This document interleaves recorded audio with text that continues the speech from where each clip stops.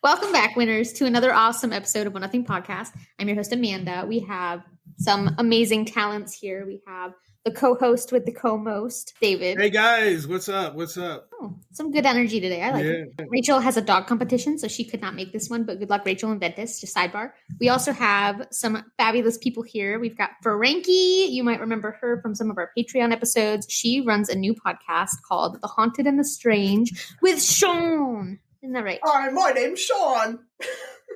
Yeah, Frankie couldn't make it, so we have Sean here to take her place. And although he is busy at the moment, but he will be back shortly, we have Scott from Beyond the Shadows. You might remember him from the Grandma Zhao Tiger episode that we did. So we have a good old party here. Wow, Dayvid, you're getting real familiar with your camera there. Okay. Those eyebrows are getting some love today, let me tell you. As he smooths them out. So they are all joining us for one of my all-time favorite stories that we're going to tell, but we're going to kick it off with a little bit of fun first until Scott gets back. Scott is, by the way, doing his job, so he's not just flaky. He's doing his job right now. So go, Scott. He's a little flaky. Being a hero. Go, Scott. Yeah. So instead of red flag, green flag, because we've done that before, I wanted to talk a little bit first, just for anyone who might be hearing this for the first time. Let's go around and share a little bit about the podcast. So let's start with you, Frankie. Hi, yeah. Okay, so we have a new podcast, me and Sean. Is that what you're talking about? Sean? Is that your podcast name is Sean? No, okay. Sean. No, me and Sean, you jerks. Oh, okay. So me and Sean, we are the Haunted and the Is that Strange. his last name? No, it's Rackham. His last name's You Jerks? Is that? That's unfortunate for Sean. Elementary school was not kind to him. You guys are assholes. Okay, Yes. So we have The Haunted and the Strange. We discuss things like UFOs, cryptids, hauntings, just anything that really piques our interest. It's a little bit weird. We air weekly on Tuesdays, and yeah, that's us. I like it. But we're going to talk about our question of the week from our last episode because Your that mom. was a fun one. Yes, that was your answer. So the question was, if you could domesticate any wild animal and have it as a pet, what would you choose? And you guys answered, but I'm going to have you read say your answers instead of me reading them. So Dayvid, what was your answer? I don't remember. It was my mom. Frankie, what was your answer? A lynx. A lynx, which is actually pretty cool. Good answer. Yeah, Dayvid said your mom on Instagram. And then I was trying to say good luck taming that wild stallion, but I wrote taking, and then it just looked like I was pimping my And then mom we out. all laughed. Good luck And taming then I her. took her. It's done. Real fast. Outside to the It was car. wild. And it turned on beyond. Thank you, Mama Goodwin. It was great. I appreciate it. Turned on Beyond the Shadows? I tamed her. Khakis. Got my khakis. Khakis. And then we had a few other people answer this one. So, which with all the gifts, our girl Stacy, she just sent me a meme of a shark. So I take it she wants to tame a shark, which would be kind of cool. Yeah. Like have, Right. but you could only really do anything cool in the ocean. You couldn't you'd have to be at the beach and whistle it in. So what are you going to do with it if you're in a What city? about a Sharknado? I mean, I guess it's possible. Love you, Stace. Good Sorry job, about the Stace. Super Bowl, Stace. Yeah, that one's a rough one. No. We had, this is Stephanie Moran, who said polar bear all the way. And shout out to her. She's been messaging a lot lately. She has a huge platform of 25,000 followers. So thank you, girl, for sharing us and all that stuff and commenting on her stuff. We love that. We love the support. Paranormal Paradigma said, this is hard. Something big and strong, like a cassowary, which is a good choice. Right. Something small and cute would be a pygmy marmoset, which is cute. And then she said something venomous would be a blue-ringed octopus or a gaboon viper. Ooh. I think people keep blue-ringed octopus as pets. They don't handle them, but I think they have tanks where they keep them. I'm pretty sure. That's cool. Those are some cool ones. Way to go, Debs. Way to go. Yeah. We have Luna Leaf, our girl Wendy. Said a polar bear because not only are they badass and cute at the same time, but they're having a really tough time in the wild, which is cute. She would save a polar bear and just make it her little pet. Save it. That's right. That's cute. It's the last one. Yes. The last polar bear she's going to have as a pet. Mr. Sinterscare. Mrs. Interscare. I'm not sure how I'm pronouncing that. I'm sorry. It is either Mr. Sinterscare or Mrs. Interscare. I'm not sure if the S belongs to the one or the other. But they said red panda, which is an excellent choice because those are Oh, wow. Yeah. That's cool. Liam with Let's Talk About Pod said, despite my favorite birds, I'd want a pet penguin or maybe a panda because it's hilarious when they're constantly drunk. Can I do an impression of Liam real quick? Yeah. Billy's dead. There you go, Leo. Sending love from one nothing. He's gonna hear this and message me and be like, David. We had H. Northcraft that said a sloth for sure. My spirit animal, which is kind of cute. Sloths are pretty harmless as it is, I feel like, but it wouldn't be hard. Those claws, they got some big old claws, do they not? Yeah, but they come at you like. Right. You can get away. Our guy Arnie El Hantino, aka Keanu Reeves' largest enemy, said motherfucking polar bear, and they keep growing on me. I love that story so much. It's so good. It is. I yelled at Keanu Reeves in a coffee shop. He actually looked him in the eye and said, "You gonna get the fuck out of my way?" To Keanu Reeves. To Keanu Reeves. He didn't know it was Keanu Reeves. He didn't know it was Keanu. Oh, Arnie. That's so hilarious. The nicest guy. Oh my god. He really is. That's so funny. And then he followed it up with, have you seen Predators on Netflix? Awesome. Love you. Thank you for that.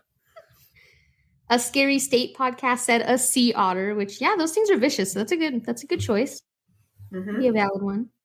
Army Soldier Mom 2004 said wolf and foxes, which also, I like the wolf one for sure. Foxes, I feel like, are pretty easy to tame down, but wolves, like, that's cool. Have a wolf. That's what's up. Yeah. Twisted and Uncorked said elephant, but I would be broke for sure. Oh, yeah. Having to care for an elephant. Yeah, 100%. Yeah, that would be a lot. Yeah. PWFW. 305 Paranormal said fucking raccoon or a penguin or a sloth. And I'm not just any raccoon, but a fucking raccoon. Those are the worst kind. The worst. Jennifer. I love you, girl. You're speaking my language. Our friend with Yalder Photography, aka Kristen, our hippo survivor. Kristen. Said, a hippo, JK. Someone tried that already and it turned on him. Yes, it did. That's a Wonder Woman right there. That is a Wonder Woman, I know. Yep. Me and my brother's podcast said, Angel here. I'd say a lion or one of those ligers. Okay, so I want a tiger bred to a lion, then bred back to a tiger, like what Tiger King had. Okay. Okay. I'm freaky with it a little bit. Okay. Right. And then Mika or ME3Ka, I'm not sure how you would say that, but her answer was a black bear, which is that I'd be tempted not to say bear because that'd be a cool pet. They're so fun and like you could domesticate it. Okay, those are some really good answers. I really enjoyed those. So that was a good time. Now I have some questions for you guys related to our episode today. Some little sneaker hints.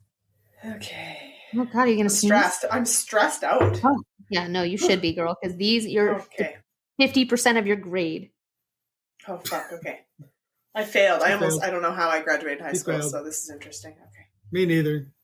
Question number 1. What is the craziest weather that you guys have ever experienced, and how did you handle it? Like, did you know what to do? Were you prepared? Were you scrambling? Tell me about it. Okay. Wanna go first, Frank? Yeah, I've actually had 2 things that popped into my head. So first thing was crazy weather. I was a little kid. It starts off. Yeah, okay. I was a little kid. The day starts off really interestingly. Actually, I ended up at the beginning of the day getting hit in the face with a golf club.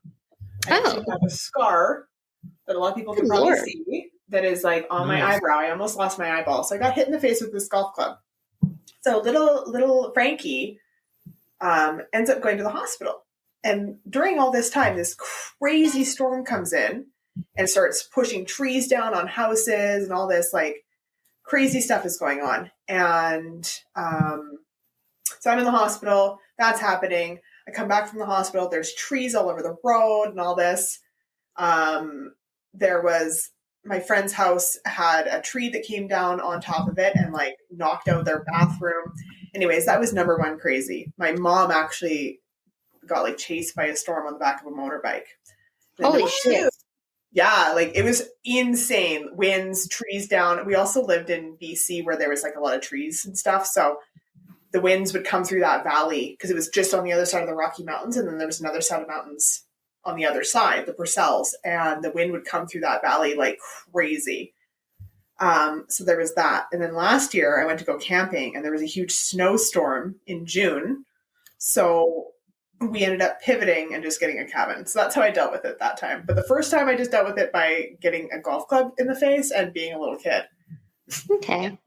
Makes sense. Just being a kid. Yeah. David? Yes. Oh, yes. When I was a kid, I lived in Corpus Christi, Texas. Shout out to Desi, by the way, from the Dead podcast, who lives in Corpus Christi. Yes. There's a lot of hurricanes that come through there. And I remember when I had to be 9-ish, somewhere around that age. Hurricane came in, so we tried to escape, right? So we packed everything and we drove all the way to San Antonio, Texas. And that fucking hurricane skipped Corpus and went straight to San Antonio. Man. And so we ended up going to like it was like a high school, I guess, where they were putting people in, for safekeeping. And we ended up getting hit by not one, but 2 tornadoes. Damn. Around. And let me tell you something. Those things are fucking loud.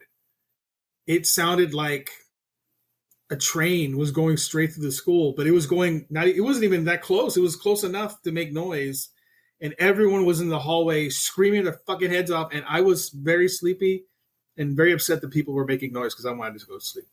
Aww. But that thing was louder than the fucking people. It was nuts. Damn. That's a good story. And we did go through one hurricane, but it was not anything like what you went through. Yeah. Well, luckily, Scott joined us just in the nick of time for his answers. So, Scott, have you been in any crazy weather? Or, have you ever, endured any crazy weather phenomenon? And how did you handle it? Oh, well, when I was in the military, I used to I was the lowest ranking, so they would make me ride out the storm. Outside? No, not outside. The rest of the base would take their planes and fly them to a different base. And then some of them weren't able to fly, they weren't, mission ready. So they would stay behind. And they had to be people left behind to try to look after the base, whatever. And they always put the lowest ranking people made him stay. So yeah, I rode out a lot of hurricanes in Florida that way. Wow. But so you're talking a specific storm? Yeah, just any terrible weather event that you went through, and were you prepared to handle it, or did you know what to do before it happened? So I was a kid, probably 12 or maybe 13 years old, and we went on a canoe trip with the family in Millnocket, Maine.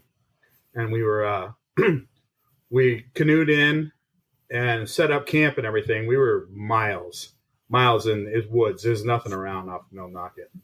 And we set up camp, and out of nowhere, a storm came in, just came rolling in. And it was crazy. It picked up one of our canoes and threw it against a rock, broke it in half. Damn. The tents were all trash. We had to run into the woods, and we had a tarp that we were spread across some trees, and we were all underneath this tarp because we're in the middle of nowhere. All we had was tents. So we're literally all hiding in the woods.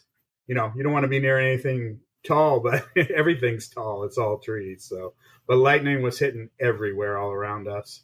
It was crazy. That's scary. But it blew out as fast as it blew in. Good answer. Very good. I think I've been lucky in weather compared to you guys. Yeah. That seems, that's still, though, no joke that the wind and everything up there. It's scary. It can get pretty severe. That's the worst I've had. Okay.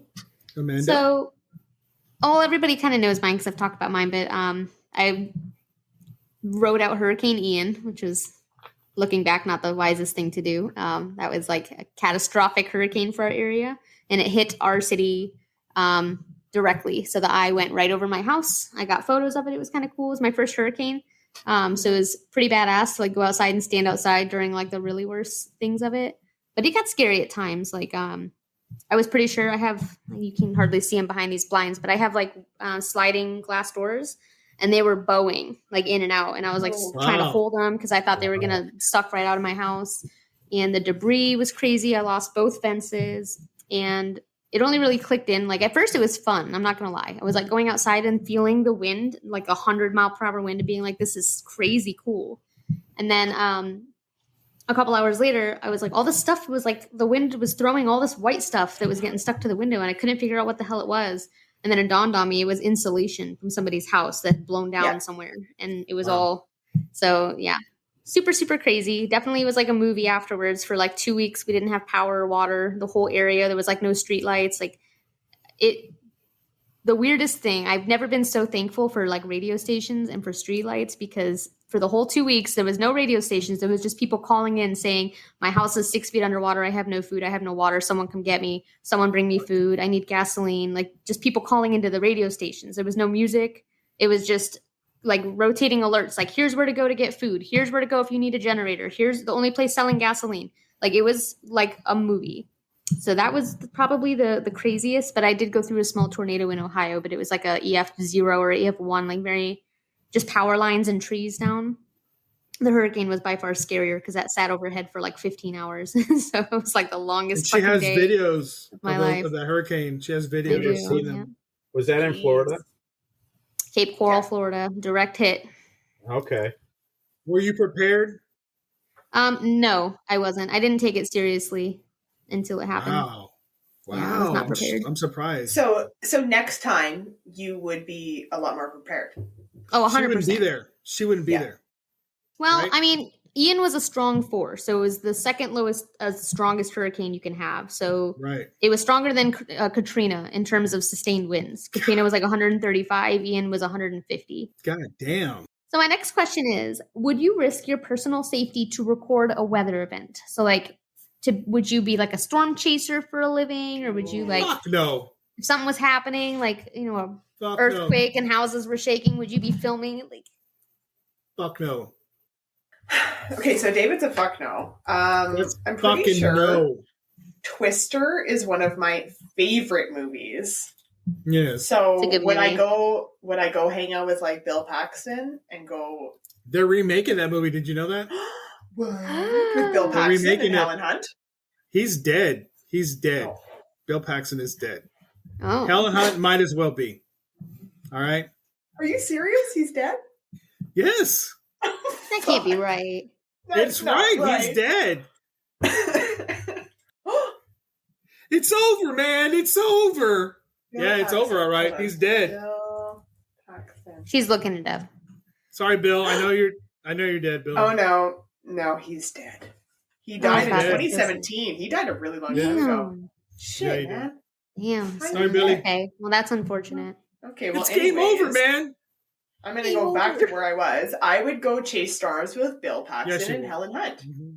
Not Helen Keller. She'd be like the cow that's floating. Helen away in Keller the would not wind. be able to see the storms, so or hear them. She'd be a really bad storm spotter. Oh, she can't experience the storm? Is that what you're saying, Frankie? She can't experience it?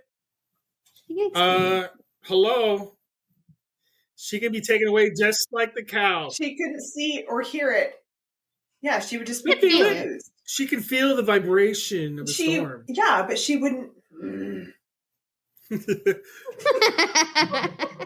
David 1 I and just- Frankie 0. She wouldn't know what was going on if it was weather. She'd be like, what is And this? she'd be like, "What is this?" Yeah. Anyways, no, not Helen Keller. Jesus. Anyways, I thought that was a really good movie. It's one of my favorite movies. So I might do something like that. But I also don't fuck around when it comes to weather. Like weather is super unpredictable, so I don't know what I would do. No lie. So you would do it, but it's unpredictable, so you wouldn't do it, and you wouldn't know what to do. You wouldn't. So I don't know. I'd have to maybe like be in the situation. It's hard for me to say when I'm like sitting in my office right now. Yeah, it's true. Get your ass out Yeah. there. For me, it would depend. For me, I think if I were like in the current position where I have my pets, bar none, no, my priority is going to be keeping them safe. If I was by myself, then yeah, 100%, I would definitely be the type to want to film it because I would want to like, not even to share it, but for me to have. That would be super cool. Like what I was doing in the hurricane, I was outside. I actually have a video of being outside, standing around my fence, like filming the wind.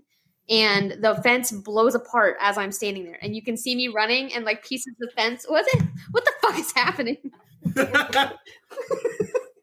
Okay. How did that happen? These lights are on a timer that turn off at 8. Are you in the mood for some smooth, hot podcast trailers?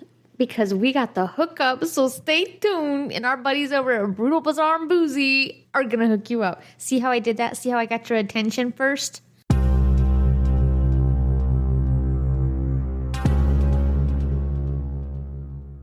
We are the Brutal Bazaar and Boozy podcast. I'm Declan, the son. And I'm Jane, the mom. This is the podcast where we talk about brutal crimes like serial killers and the random one-off murder. We will tell you about bizarre occurrences like alien abductions and monsters in the dark. And we just might get you drunk with cocktails themed around one of our stories. At the very end of every show, we like to lighten things up and cleanse the palate from the tragic and terrifying stories. So we end our time with a chaser. You might get to hear crazy stories about our pets or just silly movie recommendations. Give us a listen. We are the Brutal, Bazaar, and Boozy podcast.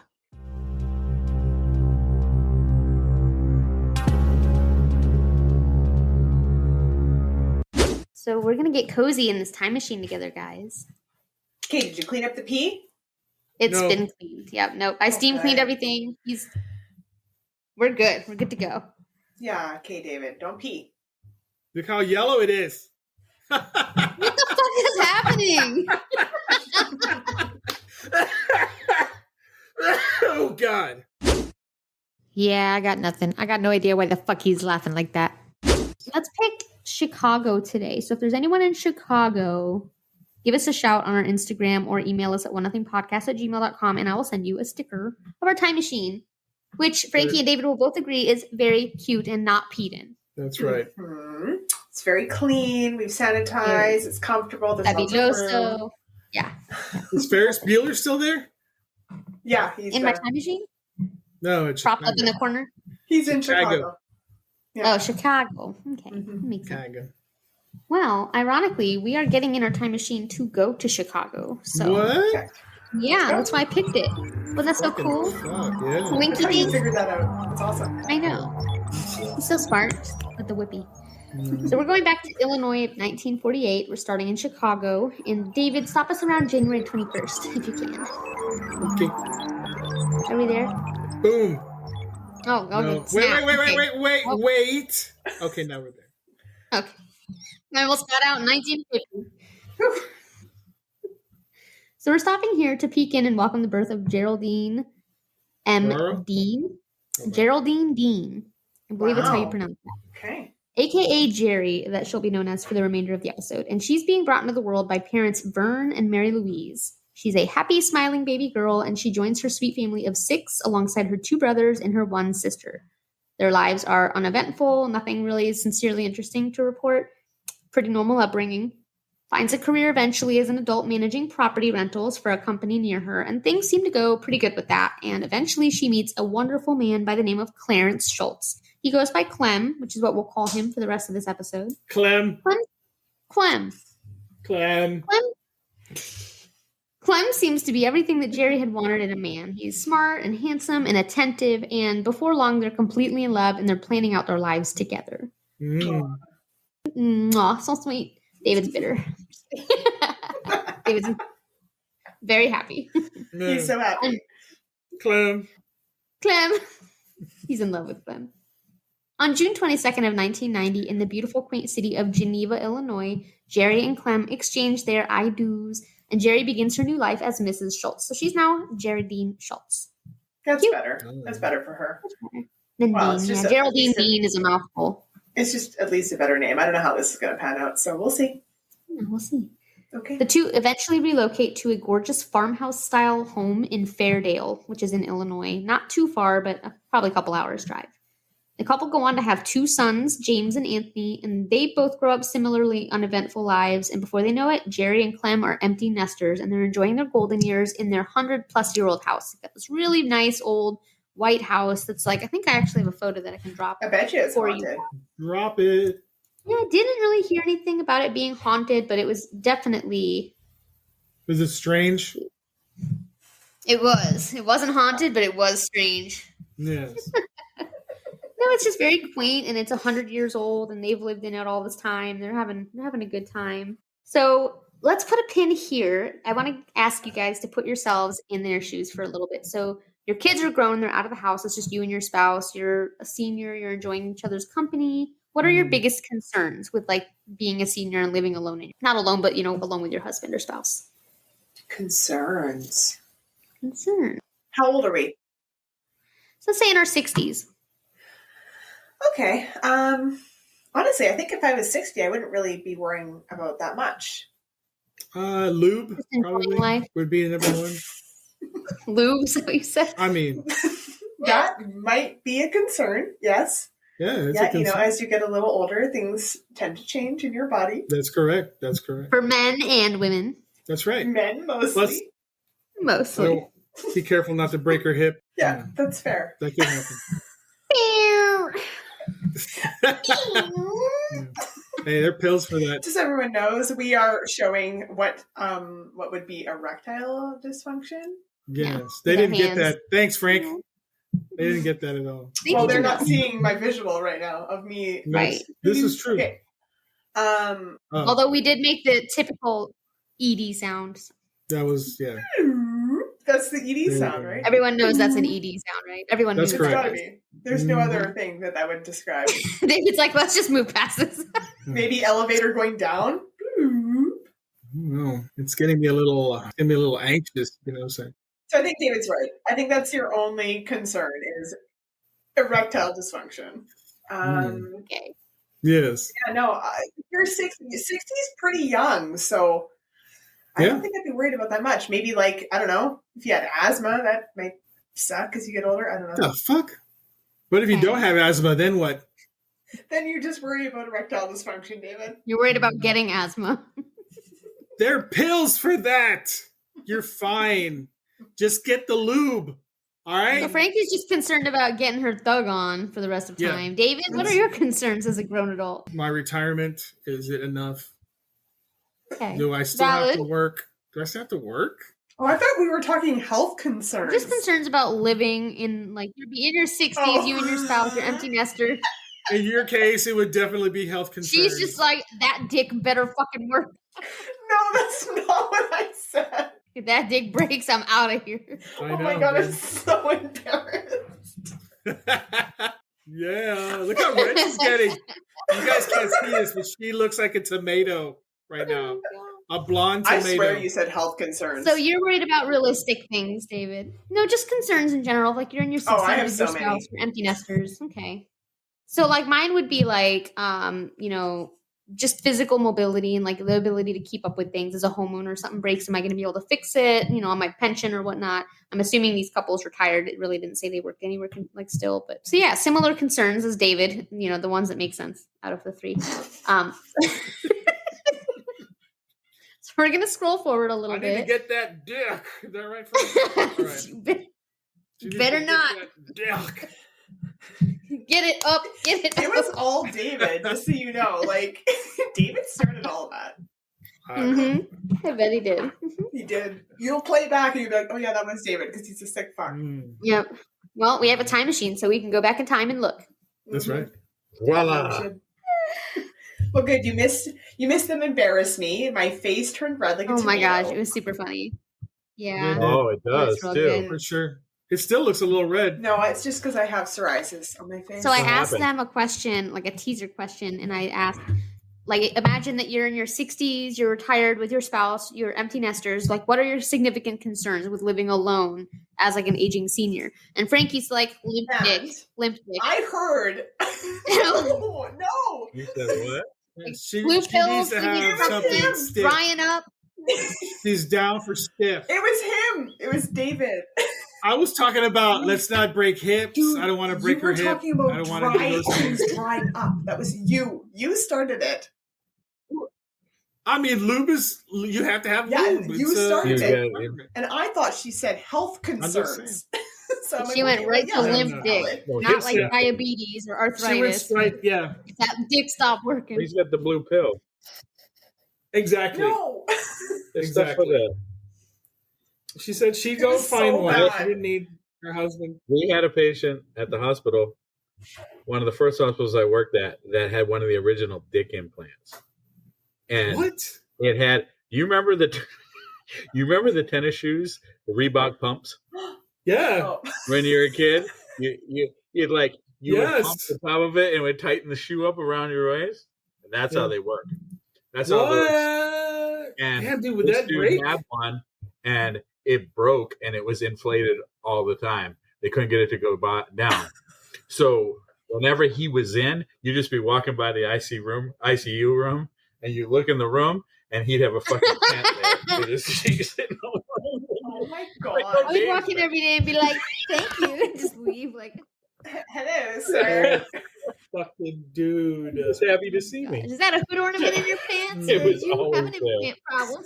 When he was a frequent flyer, he was in and Oh, out man. all the time. For his dick Poor issue? guy.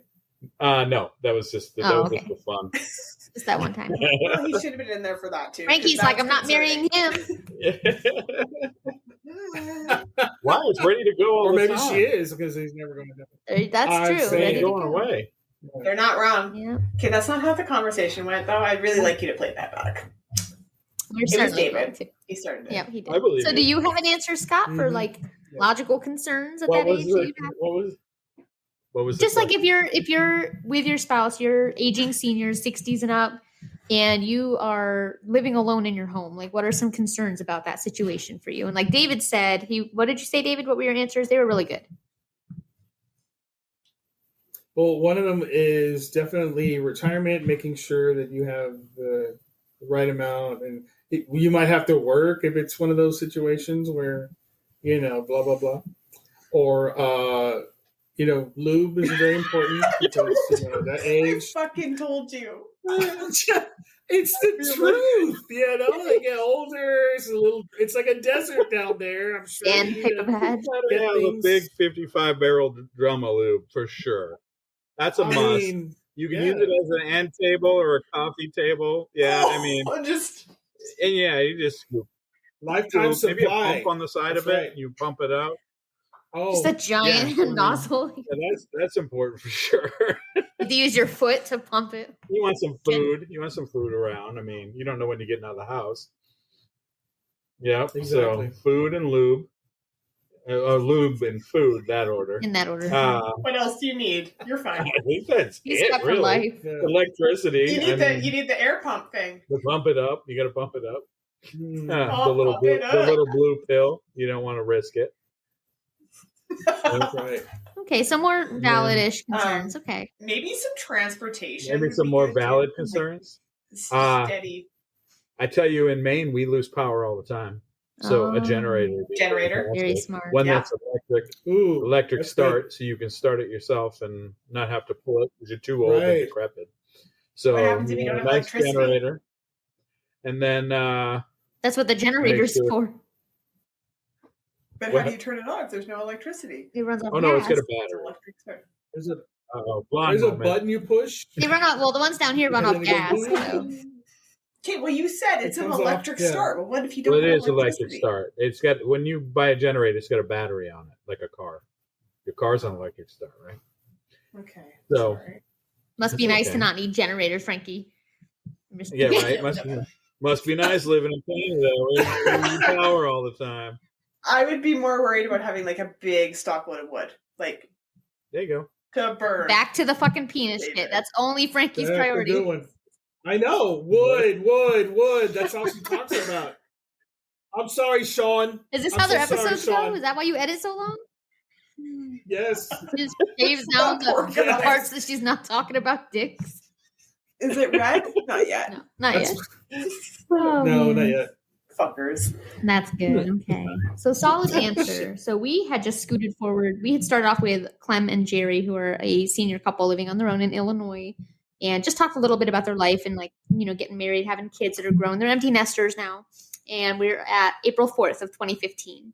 So that's where we're going to be sitting for a minute. So Geri and Clem are having a nice, lovely day together, completely unaware that above them in the sky, there is some changing pressure in the atmosphere. This is a time of year when weather patterns kind of emerge and cooler winds start coming in one direction, warmer winds start coming in from another direction. And at this time, the Storm Prediction Center notices this and issues a 6-day severe weather outlook, which is on their typical broadcast that they put out. Hey, in 6 days, y'all gonna have some shit going down, so be prepared. Be careful. And they're whatever, storms are storms. They're in Illinois, so thunderstorms happen, basically. They're not really concerned. So they establish a widespread risk, the National Weather Service, and they pretty much set it all the way from northeast Oklahoma to northeast Illinois and most everything in between. So a pretty wide area that they're like kind of concerned about. The weather doesn't play by the rules. And as we all know, the Storm Prediction Center isn't really 100% accurate. A lot of times they'll call for rain, we don't get it, or they don't call it, we do get it. So they're not really paying any mind 6 days out. Next couple days, the targeted area that the Storm Prediction Center suspects to be impacted by these changing weather patterns changes and narrows it down. This includes most of Illinois, eastern Missouri, and parts of Ohio. Hello. I was in Ohio when this happened, but I didn't remember this at the time. Oh, okay. Nothing happened to where I lived. So. But midday on April 9th, the Storm Prediction Center takes a close look at the forecast for that day. And this is probably much easier to do with a little map handy, but I don't really have one to show you. So just kind of, if you know where your states are, sorry, Frankie, you're going to be SOL. Oh, I know where the states are. Oh, okay. Beautiful. Love that. Below you. Yes, Right? Underneath me. Where they should be. Yeah. So we have a warm front that pushes northeast from Iowa. Thank you, Tyler, for that. A low pressure system is noticed in Kansas, and it moves north-northeast, which collides with this warm front and is like pushing, warm air and a warm front at the same time, which I guess are different. Low pressure systems, Meanwhile, a cold front is sweeping the southern parts of the U.S. moving east, causing a good bit of wind in that area. And then we have a disturbance headed northwest being pushed from the Ozark Mountain area, which is just adding to this mix. So you have all this air coming in hot and cold, high pressure, low pressure. What typically happens when air does that? Spin. Rotation. Yeah. So we got a whole lot of rotation happening right here. Yeah, you're right. I was expecting you guys to be wrong, so I had a whole thing about you being wrong, but no, you're all right. So the SPC goes on to give a 10. David. What? Okay. Go fuck yourself with that limp dick. Yeah, David. Oh, I'll pump it up. Don't worry about it. Up the dick. My first rodeo. Pump it up. Oh, pump it up. Pump the jam while that dick is pumping. Oh. And the David shit is slumping. And Frankie is grumping. Because there's no dick. She's grumping. She's grumping. I'm so I know. And that you're not living that down. fucking brutal. So the SPC gives a 10% chance of tornado activity to North Illinois and then surrounding states. Not great, but not awful. 10% is like, I don't know what the typical chance is with any storm. I'm sure it probably varies a lot depending on conditions, but 1 in 10 chance of having a tornado kind of sucks, but also I wouldn't be really worried. The majority is that you're going to be fine. But April 9th, this day that all this is happening, Geri and Clem are at home enjoying the day, and at 1:59 p.m., their television, which they've had in the background playing the Weather Channel, interrupts the peace and quiet with a blaring alarm regarding a tornado watch that has been issued for north and central Illinois, northwest Indiana, south Wisconsin, and portions of Lake Michigan. They assess the watch area and estimate that there is a 60% chance of 2 or more tornadoes occurring within the watch area, and that there's a 40% chance of at least one strong tornado. So now you're up to 50 almost percent chance of having a tornado from 10%, which is kind of scary. They're also predicting golf ball sized hail, really strong winds, the rain, things that typically come with those storms. Clem is still not concerned. Despite the SPC spotting supercell thunderstorms in the area a little bit later, about 6 in the evening, which they really kind of are okay, there's something definitely happening in this area. But Clem thinks to himself, this house is over 100 years old, it's probably seen its fair share of storms. And so he's not really worried. They feel pretty safe, but they continue to keep the Weather Channel on. And at 6:35, the tornado watch turns into a warning. So I'm going to pause for some edumacation for our listeners. Who here knows the difference between a tornado watch and a tornado warning? A watch is kind of it's good. It could happen, and a warning is It's get coming. the fuck down. It is happening. Yep. Exactly right. So watch means conditions are right, or all the ingredients for a tornado are there. A warning means a spotter has seen a tornado somewhere in the area. There is definitely action happening. Seek shelter right now. Don't fuck around type of dealio. Yeah. Yeah. So good job that you guys know the difference. I hope you guys at home know that difference because that's important to know for sure. Mm-hmm. So some good places to go. Do you guys know if a tornado were to happen, where you would probably go in your home for that? Frankie, you have Buy a basement. Okay.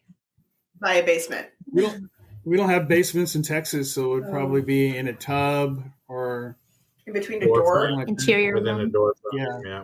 Door frame. Very good. Yep, that's exactly right. So you want to get into the most interior part of your home, preferably if there's like reinforced walls anywhere, far from windows, far from doors that lead to the outside, and just do your best to stay away from things because that's the first thing to go is glass, and then you're getting beat up with debris and tree sticks and flaccid penises if you're Frankie, and that just sounds terrible. Or if you're Frankie, just grab your broom and go outside. I'll just fly the fuck out of here is what I'm going to do. I wish a tornado would suck me up right now. Whoa! Wait, Easy now.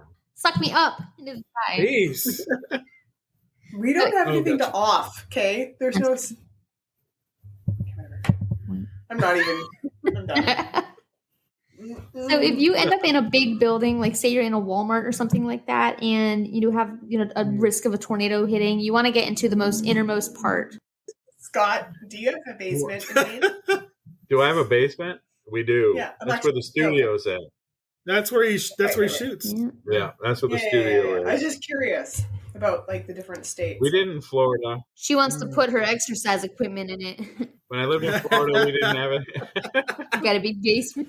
Didn't have it in Florida. When I lived in Nebraska, there was basements. Everybody had a basement. Yeah, I don't have a Okay, basement, so I'd probably go and I don't really know. My house doesn't have a good spot because my whole house is like anywhere you go, you're on an exterior wall. My house is like a rectangle, so like wherever you are, there's not really a good place. But I'd probably go in my laundry room, I guess. You have to come here. Yeah, Come into my basement. I'll be like, hold on, tornado, please wait 70 hours for me to commute to Canada before you strike. Good I gotta thinking. go see Frankie. So the reason that I wanted to share this education is because tornadoes are a threat literally everywhere. They've been reported in all 50 states, including Alaska and Hawaii, and all throughout the world. So like you folks in Russia, Africa, the UK, Iceland, wherever you are always in a threat. It may not be a significant threat, but there's always a threat of a tornado. And if you're with Frankie, a limp penis. Okay. In Canada. So when you survive, She causes. when you survive, She causes limp penis. yes, that's true. Yeah, no, she revs it up for me.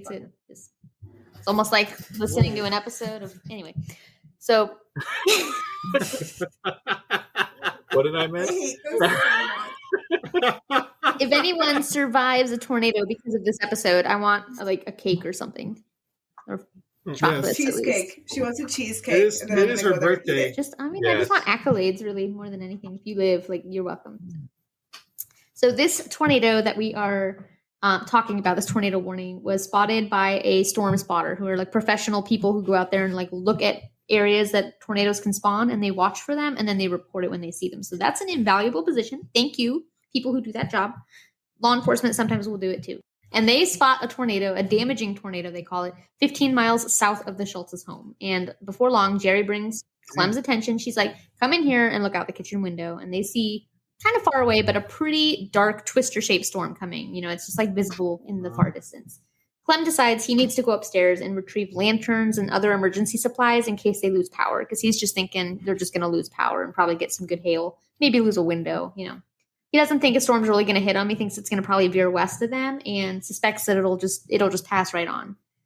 But it is an impressive sight, and Clem has a bit of a habit as a shutterbug. So he pulls out his cell phone and he opens the window in his second story and starts filming. So before we get into the meat of what's going on, because we're going to follow this storm a little bit, does anyone know what the EF scale for tornadoes is? Does it go to Is that F1 to five? F5? You go to 5. Yep. So 0 to 5. It's called the enhanced Fujita scale. And basically it just helps like ascertain like how strong a tornado is, how damaging they are. They use a couple factors to kind of narrow down what they are. But for the basic scale, I'm sorry, Frankie, that I didn't change this into kilometers. I should have, so you're going to be lost here. But an EF0 is 65 to 85 mile per hour winds. So like, you know, moderate rain, potential hail, wind damage, and stuff like that. EF1 is 86 to 110 miles per hour wind. 2 is at 111 to 135. 3 is 136 to 165. A 4 is 166 to 200. And anything over 200, infinitely beyond, so 200 to 800 is considered a EF5. So those are the 6 major classifications for tornadoes. So to put that in perspective, like I said earlier, Hurricane Katrina had 130 mile per hour winds, so about roughly a EF2. Hurricane Ian was about a EF3. So back to our storm, our little storm here that's brewing. This tornado first touches down in Lee County, which is ironic because I'm in Lee County in Florida, but this is a different Lee County. This is in Illinois. And it's southwest of the Schultzes, and it's about 6:39 p.m. Central Time.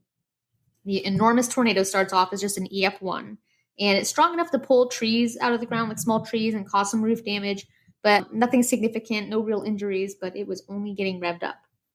After crossing Lee County, the storm made its way into Ogle County, where it picks up speed, becomes an EF3 super briefly, before reducing again to an EF2. In its short time of those 136 to 165 mile per hour winds, it sweeps an entire house off its concrete foundation and completely destroys a concrete silo while shredding its way across the crop fields. It is at this time that a separate tornado, which was rated an EF0, crosses and joins into this tornado. So it's like multiple vortexes now that are coming in this. So I'm going to pop a couple photos real quick of the damage so far that they've seen. This is going to be a picture of the silo that it came across, this big concrete silo. I'm also going to send you like a little bit of an area so you can see where about in Illinois, this little yellow area. God damn. So this is this giant concrete silo that was smashed to bits.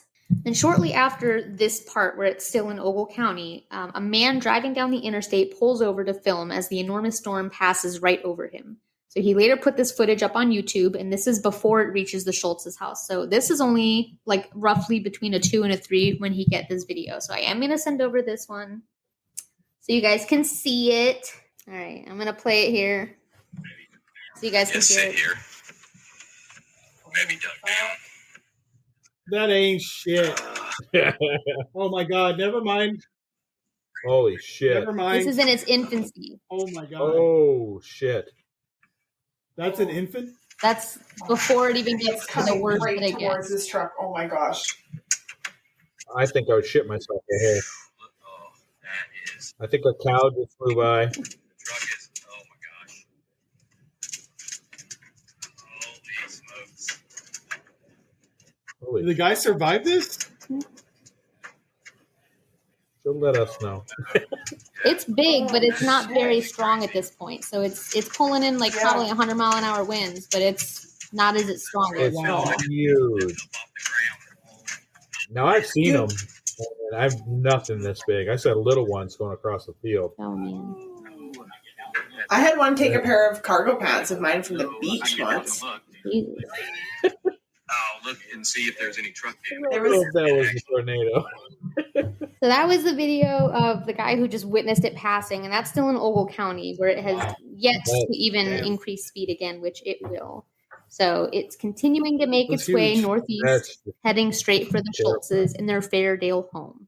Except this storm is not slowing down. It's actually doing the opposite. And it speeds up right as it approaches the large white farmhouse and a very, very powerful EF4, almost an EF5 with peak winds reaching 200. So it was 1 mile away from being an EF5. Pretty fucking strong storm. Yeah, that's crazy. 200 mile an hour winds. I can't even imagine. So going back to Geri and Clem, Geri's downstairs, probably trying to find some, kind of shelter. Clem is upstairs recording out of his bedroom window at this massive storm, and it doesn't really appear to be moving at all, which is, as we all know, a very concerning sign, because if it's not moving, it means it's coming to you. It's heading for you, So he still doesn't think anything's going to happen. He's just filming and watching, not really taking anything seriously. And he doesn't see himself in any kind of danger until the moment that he sees the house across the street be sucked up into the sky, along with power lines, trees. This video is out there, like on the dark corners of the interweb. And I wasn't going to say the story without showing you guys. So I'm going to send you the video that Clem Schultz took out of his bedroom window as this massive tornado is barreling down Can on you imagine looking out the window and seeing your neighbor's house just freaking disappear? this. It's pretty freaking Well, cool. some of them I'd be like, okay, bye. But, yeah, no, it's super fucked up. Yeah, why would you be near a window? Later, Why would neighbor. you be near a Later, window? neighbor. Get it. That's crazy. That's it. Another video is in. Okay. Oh my gosh, I don't even want to watch this. So I'm going to, again, play this for our listeners to hear. There's not really much speech. It's just the sound. It's pretty fucking terrifying, but this is the last sights of Clem. I mean, he did survive this, but these are the last. It looks like he's in the second floor. He is. He's in the top, looking out the top window. Why is he in the top floor? He went upstairs to get lanterns and then just stayed up there. Oh. Get a nice view of the tornado that's coming. Yep. Looks like Godzilla. Oh my gosh. You can hear him breathing really heavy though. Wow. And that house is not far away. Is this the one that's about to get sucked up? Yep. 200-mile-an-hour winds right now. That's terrifying. That sounds familiar.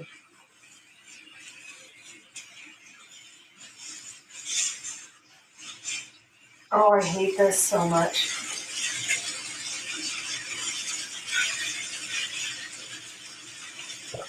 Oh, shit.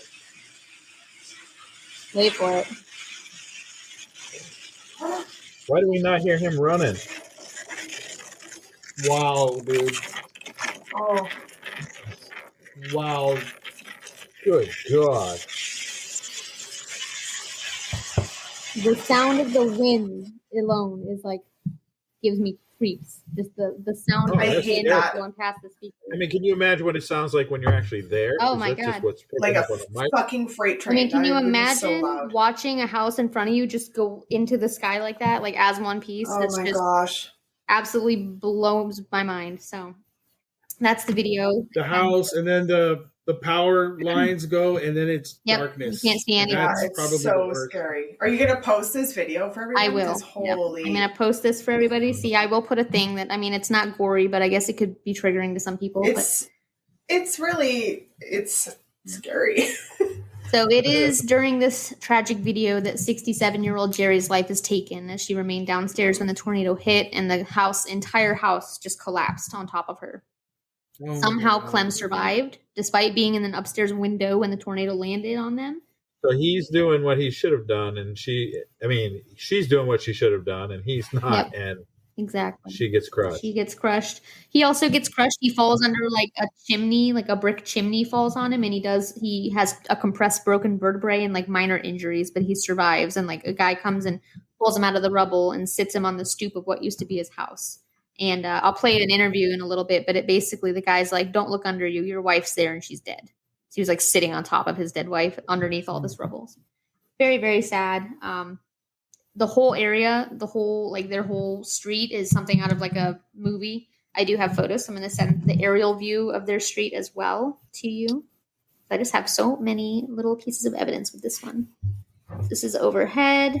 And then this is a photo of the massive beast that someone had taken not far off. So that overhead view, there are literally patches where there used to be a house and it's just like a concrete pad now and there's nothing there. Yeah.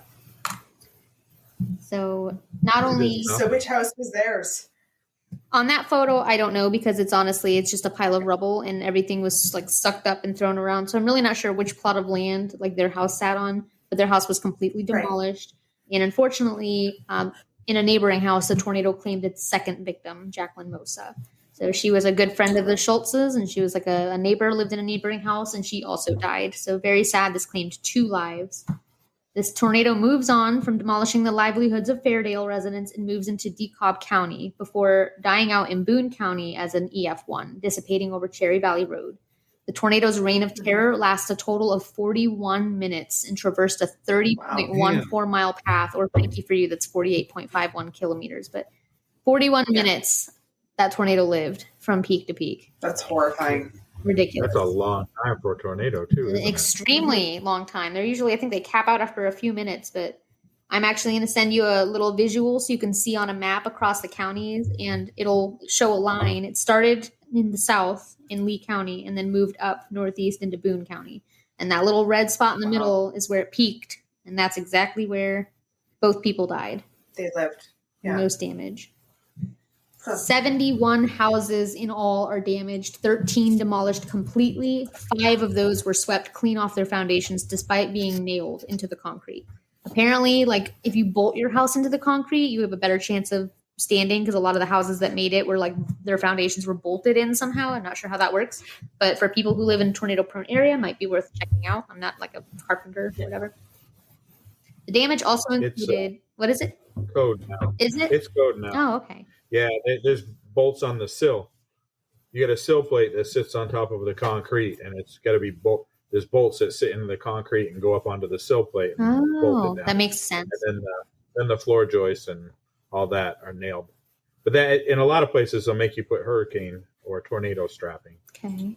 So good to know because, a lot of the houses that made it did seem to be bolted, and the ones that were nailed into the foundation were the ones that got stuck right off, which is ridiculously crazy. The damage also included significant debarking and denuding of trees. Like the bark was ripped off of these trees, which do you know how hard it is to rip bark off of like an oak tree? Like for anyone listening, if you think it's easy, go try it. But can you imagine trying to rip bark off? Like wind did that. That's freaking ridiculous. Following the storm, Salvation Army and Red Cross set up temporary shelters for survivors, or so the Red Cross says, because they said that for Hurricane Ian, and I did not see you, but Rochelle Community Hospital shifts into disaster mode to handle the 22 people injured in the storm. So 22 people were injured, 2 people died. Over a dozen fire departments lend their resources and their equipment to aid in finding survivors under piles and piles of rubble of what used to be their home. The Schultz's dog, Missy, along with the cell phone containing the footage, was miraculously found both unharmed after the storm, and the video was later released as a cautionary tale about the dangers of not seeking shelter during severe weather. So all said and done, 675 volunteers and residents assisted in cleanup efforts, and when everything was wrapped up, $19 million economic loss, which in today's time would be $25 million, which is ridiculous that there's a $6 million inflation since 9 years ago. I was going to say, how long ago? 2015 this happened. And in my notes, it was like, in today's value, it would be this much. I was like, you got to be shitting me. 9 years? Yeah, you jump 8 years. And thanks a lot, Obama. Thanks a lot, Obama. So I'm going to send one more here. And this is a video that, this isn't my video. This was Fox 8 that covered this right after this happened. I thought, well, I wonder, am I dead or not? Well, you can't hurt when you're dead, and I hurt, so I'm not dead. Clem Schultz was filming the Fairdale, Illinois tornado out his bedroom window in April 2015 when it directly hit and destroyed his home. I was spared from that tornado. My wife wasn't. He remembers his last moments with wife Geri clearly. She called me to the kitchen and had me look out the window. There's a big black tornado coming. Schultz thought the tornado looked like it would stay west of his home. Instead of taking shelter, he went upstairs for lanterns. I'm a shutterbug anyway, so I got out my camera phone and I'm shooting out the window. His home was over 100 years old. He knew it must have withheld strong storms before and assumed that this would be no different. And I saw part of my roof blow past the window. I said, well, maybe it's not going to hang on quite as well as I hoped it would. And then the floor started moving, and I figured, no, I don't think it's going to hang on at all. Schultz was caught under a crumbling brick fireplace as the building collapsed around him, his wife still downstairs. So I started digging my way out of the rubble. Is it down? It was shortly after that, Luke Odell, a PhD student and storm chaser from UW-Madison, met Schultz. It was like a war zone. Oh my God, it was so numb. Because I've never really seen, oh my God, something that horrific that close. Odell wasn't trained in emergency management, and he didn't have any medical supplies on hand, but he did what he could to help. He had blood on his head and sort of disoriented. The two didn't meet again until a few days later, when Schultz was at the VA hospital in Madison. It's incredible. I find it difficult to even comprehend how Clem and other people deal with it afterwards, because you see something like that as just an outsider, and it's life-changing. Camera phones make it tempting to film everything these days, but when asked what he would tell people who want to risk their lives filming a tornado, Schultz says, I could answer that in one word: don't. Learn from his experience and remember that your life is worth more than a viral video. Power cables everywhere. That was his interview that he did with Fox 8 after the fact, which was very sad. I mean, you could tell he obviously is probably very stoic for the interview, but he probably does feel really bad. But then again, I mean, had he gone down there, he might have died too. So who knows if that was feels like he was meant to not. I don't know. Have I been muted this whole time? Have you? No. I don't think so. It was. I'm muted. I just unmuted myself. I'm like, I've been talking. I don't know if anyone's heard anything. I don't know. What's the last thing I think you said? That sure is quiet tonight. I've been talking the whole time. It was me. That's enough of you, Scott. I don't know when it happened. We're tired of his ass. So yeah, that unfortunately is the very tragic tale of how Geri M. Schultz died in Fairdale. And I used a couple different sources for this one. Wikipedia had some information. Geri's obituary, which was on AndersonLongClawns.com, which is a mouthful. The Weather Channel, Fox 8 News for that little interview clip, and then spc.noaa.gov for all of the weather information. So that was all the sources that I used compiled. Our too cool for school fact for this one is that a paper check from Rochelle, which was in Indiana where the storm hit, Illinois, landed 80 miles or 130 kilometers for our Canadian friend here away in Racine, Wisconsin after the storm dissipated. So that's crazy. They found a check 80 miles from where it came from. Oh, wow. This tornado was also part of a large storm system that spit out multiple tornadoes, 6 in total, in addition to 5 more that were spit out between the April 8th and 9th date from different storms. So altogether, Illinois got 11 tornadoes within like a 48-hour period. But that was the strongest by far and the only one that had fatalities. It was also the strongest tornado to occur in Illinois in 25 years. So a record breaker. Not the best record breaker. You don't want to break that record, but yeah. So our question of the week for this. What? Sorry. Go ahead. I would just say the people who live in the Midwest, it's just not when they hear tornadoes coming, a lot of them don't react at all because you hear it all the time. Yeah. Well, luckily, you grow. A lot of that's like farmland stuff too. So a lot of times when that hits, it doesn't even hit houses. It just scoots along crops, and then it goes right through. Still scary though. It can happen anywhere. I think like in the last, I forget how many years, I looked it up. In the last 50 years, there's been 3 major tornadoes in St. Louis, Missouri, like in downtown, like downtown. Yeah, St. Louis. Yeah. So it happens in cities. A few years back before I moved back to Maine, one went right up the state of Maine, and me and Ryan were talking about this the other day on our podcast, and it went right through the town and traveled halfway up the state and never hit one single house. Wow. Holy. But it literally went right through my backyard. I didn't own the property then, but you can go. I didn't have a house there. It hadn't been built yet. But if you go look in my backyard, there's trees in every which direction laying down. I've got like 4 acres, and there's trees like twisted in every which way where it just went right through. Wow. That's crazy. I remember you talking about that. Some crazy weather. Is that where you go hike? You go hike around that area? Yeah, not far from there. It went right in there. Yep. Wow, that's cool. I also told the story on the other one. A guy was in his trailer and got picked up and flew. He rode the tornado, flew like it was the length of 3 football fields, and it set him down, and he was fine. And then he got hit in the head with a lamp. Yep. Did he get knocked out?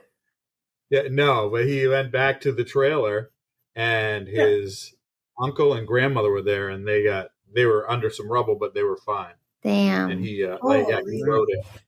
He got the record from some young girl that got sucked off of a horse during a tornado. Good Lord. Yeah, there's a lot of stories that I found of people who were picked up and carried and like put down and survived. There was one of a baby that survived unharmed and was carried like 300 feet or something, which isn't huge, but in a tornado, it's pretty sizable. Mm-hmm. And that, think about that. It's sucking you up in the air, man. You're going up. Yeah. And then it just drops you right down in a field somewhere. Crazy. And this tornado, I don't know. I couldn't find like the diameter or thickness of it, but some of these tornadoes are like a mile long or more, like wide. Like, can you imagine a storm that has a mile cyclone? That's fucking that one was pretty big, but a mile is like that blows my mind to me. That tornadoes can be a mile wide and just everything in that 1 mile diameter is just getting wiped out. That's crazy to me. That's nuts. I was saying, I worked south of Omaha, and I was coming home from work one day, and there was a small tornado. It wasn't big, but it touched down in a field. Probably maybe a half mile away. And probably more than that. It was probably about a mile away, but it was open field, like you said. And I could just see it going. It was coming towards the road that I was driving up, which was I-29. And I'm hammering on it, trying to get up the road as fast as I can. And it's just kind of, they don't move as fast as like a car, but you can see the thing coming, and It wasn't huge, but it was there. It was scary as hell. That sounds pretty Did you terrifying. hear it? No, I was in the car with the windows up and everything, but no, I didn't. It was too far away. Yeah. So. Yeah, our little tornado in Ohio it didn't hit our house directly. It hit surrounding though. We had a lot of trees down in our yard, but we had the way out of our neighborhood. There was only 2 roads to take you to the main road, and the rest of it was like a loop, so you couldn't get out, and we were right on the lake, so you couldn't get out unless you took one of those 2 roads. And on one of the roads, a tree had fallen, and the other, a power line was like live on it. So we were stuck in our house for like 2 days. Again, we didn't have power, but my mom fired up the grill and cooked everything that she had in the freezer just to so it didn't thaw or whatever. And it was for bad. Nothing compared to the fucking hurricane for sure. But oh yeah, that's scary. Yeah. So our question of the week for this one is going to be, what is the wildest thing you've ever caught on camera? So let us know if it's weather, if it's something else, if you saw somebody get abducted by aliens, or if you saw somebody get abducted in general. If you caught that on video, I want to know. Unless it's like, I saw a raccoon inside out itself. I don't want to see that. So just keep that to yourself. No, I don't want to see that. Please don't share that. And then we have our joke of the day, which I'm low-key kind of nervous about because it's either going to be really funny or it's going to be really lame. One of the two. So I expect a consolation laugh. Just saying. I'll still laugh. Thank you. Appreciate that for you, freaks. And again, wrong phone. I do this constantly. Okay. By the way, I was just really a drug dealer, so she has 2 phones. Yeah. It's one for my hoes and one for the bros. One for my bros? One for the bitches, one for the hoes. Or Frankie's in both. Kidding. Oh, wow. You just can't catch a break. You really, it's the because I'm so nice. It's because I'm so nice. She's very nice. Canadian. Well, I beat on David all along. So she's got both parts. It's my turn. It's your turn. All right. So to be fair, this is a hurricane joke because for one, I could not find a tornado joke that was funny enough. And for two, I felt kind of bad making a tornado joke when that's literally the thing that killed our victim. So I was like, I try to stay on brand, but that's a little too close for home. So I found a nice hurricane joke that I thought was super funny. You guys may disagree, but here it goes. A man walks into a bar and he sits down and orders a drink. And as he's nursing this beer that he gets, he watches another man in the bar. The other man goes up to a blonde woman who's seated there and he says into her ear, "Tickle your ass with a feather." She looks aghast and he points outside saying, "I said typical nasty weather." And then she's like, "Oh, okay." So then he goes up to a lovely brunette and he says the same thing, "Tickle your ass with a feather." And she looks all aghast and he says again, "Typical nasty weather." She's like, "Oh, okay." So then he finally is defeated and he sits down and has his drink. And the guy next to him is like, "Why do you talk to women like this?" And the man's like, "Oh, this is the perfect way to pick up women. What do you mean?" And the guy's kind of confused. He's like, "How is that the perfect way to pick up women?" He says, "Well, what you do is you go up to a woman, you say, 'Tickle your ass with a feather.' If she looks angry, you point outside and say, 'Typical nasty weather.' If she looks happy, then you get up and leave." And the guy's like, "Okay, there's no way that works." He's like, "Yeah, watch." So the man gets up, he walks up to a couple women, does the thing, gets rejected, finally finds a girl, and he whispers, "Tickle your ass with a feather." She responds with a truly wicked grin and whispers something in his ear, and they leave the bar together. So at this time, homeboy's drunk. He's been sitting at the bar for a while watching this go down. He's had a few drinks, so he's pretty impressed at this point. He decides to give it a try. So he staggers up to a woman, and he says, "Stick a feather up your ass?" And she slaps him hard. Then he responds, "What's the matter? There's a fucking hurricane outside."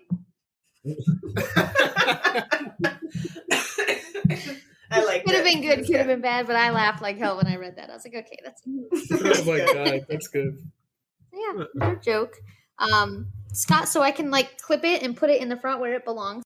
Yeah, I forgot. Can you tell us a little bit about Beyond the Shadows for some of our people who maybe weren't tuning in for the Grandma Zhao episode?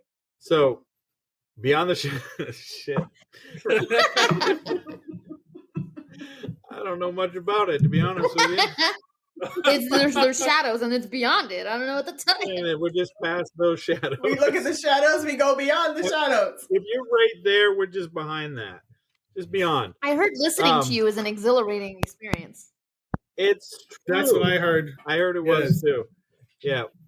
It's like an aphrodisiac. So, anyways, I'm one of the co-hosts of Beyond the Shadows podcast. I do it with my cousin Ryan.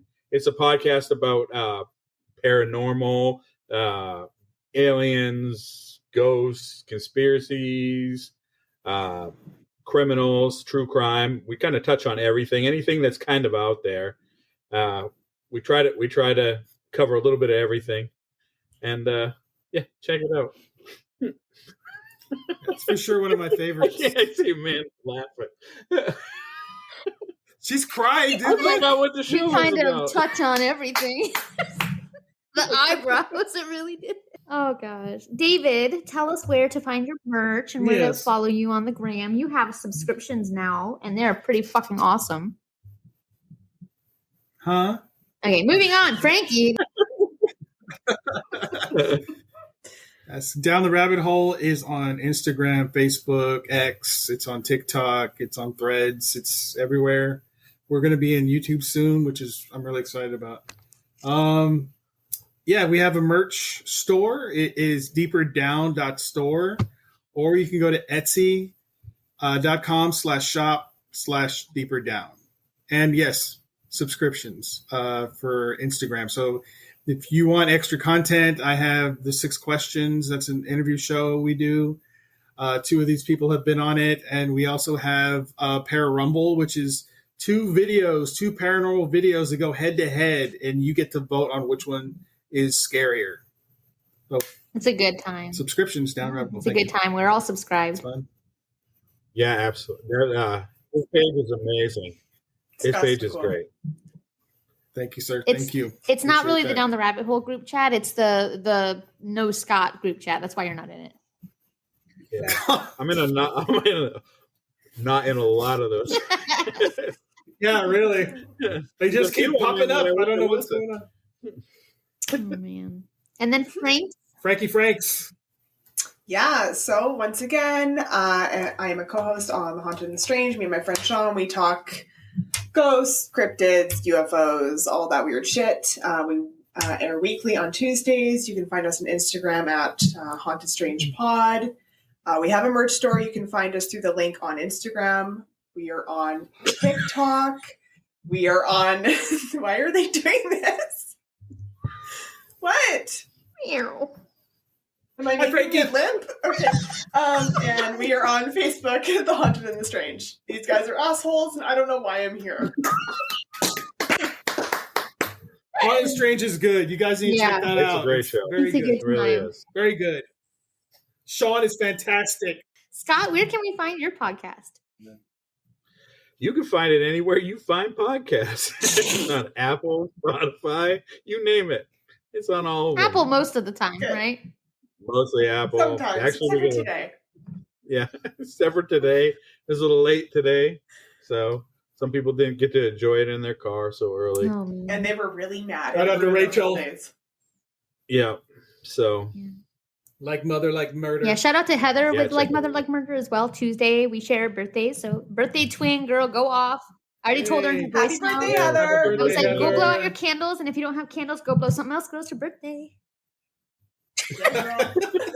And then I sent it to Rachel, and she just like 10 hours later, she's like, I just listened to this. That's fucking great. So yeah, happy birthday, Heather. Sorry, Heather of Like Mother Like Murder. Happy birthday. I don't know how old you're turning, but I bet it's like 18 because you look good. So Yeah, I was going to say like 18 to 22 for sure. yeah, that's like the sweet spot for Frankie. So.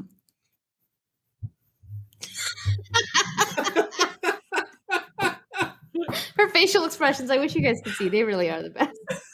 I know. They're perfect. I'm sorry, but it makes it so appealing to do it because it's so good. Because it's the you dickheads all the time. It is. My It's a face. good time. We love her though. Frankie's one of the golden childs, and I had a good time with you guys. Thank you so much for joining me for a birthday episode. Thank you for having us. Yes. yes. All right, guys. Well, you know what we do. We're gonna tell our people. Are we? Are we? Yes. Stay Stay alive. Alive. Oh, Frankie. Don't go anywhere, guys. We have a wonderful trailer coming at you from our bestest buds over at Early on Wednesday. Our girls Lavender and Stacy. You got to hear this one. If you like it, go check them out. They're on all your podcast platforms and on Instagram. If you don't, you better lie, because there are people and we'll come for you. Coming to you live from Channel 25 Action News, I'm Edwina Kemper, and with me is Lavender Robenshaw, curator of the specialty podcast Early on Wednesday. Tell me, Lavender, do you keep a fresh supply of cryptids? Early on Wednesday has a list of 22 cryptids, and that list is growing all the time. We also like to dabble in demons, ghosts, and anything else that goes bump in the night, or maybe lurking around your house with a creepy smile. Well, how haunted are your paranormal subjects? Sometimes the creepy noises and odd experiences have a perfectly logical explanation, and we gorgeous ghouls love to dive in the psychology behind everything. But other times, the only possibility left is that your house is haunted, or perhaps a demon is trying to possess you. Do you really have that many serial killer cases? The Early on Wednesday database contains information on 4,743 serial killers, and sadly, there are 13,105 victims of serial killers, and this is estimated. Some of these victims aren't linked to serial killers or have never been found. To fill your murder juice cup, we plan to cover them all. Well, you heard it here first. It's Early on Wednesday. Do you know where you're listening?